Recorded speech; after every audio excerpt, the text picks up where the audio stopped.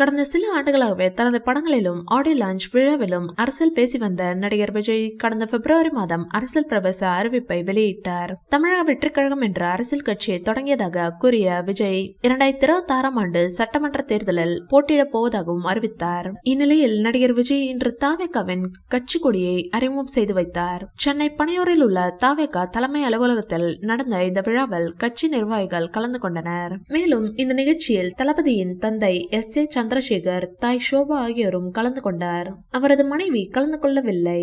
இதனை பற்றி பேசிய ஷோபா, தளபதி விஜய் மனைவிக்கு விஜய் அரசியலுக்கு வந்தது பிடிக்காது என்று சொல்லியிருக்கிறார். தாவேகா கொடி அறிமுக விழாவில் பேசிய விஜய், தாவேகா கட்சியின் கொடி வெறும் கட்சி கொடியாக நான் பார்க்கவில்லை, தமிழ்நாட்டின் வருங்கால வெற்றிக்கான கொடியாகவே பார்க்கிறேன். கட்சி மாநாட்டிற்கான ஏற்பாடுகள் நடந்து வருகிறது.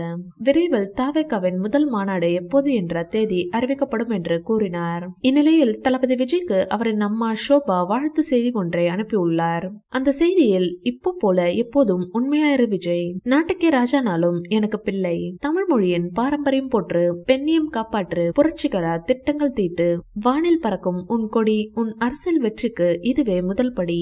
ஏற்கனவே நான் ஒரு CM செலிபிரிட்டி மதர், இனி நானும் ஒரு PM ப்ரவுட் மதர் என்று ஷோபா தெரிவித்துள்ளார். இந்த வீடியோ பிடிச்சிருந்தா லைக் பண்ணுங்க, ஷேர் பண்ணுங்க.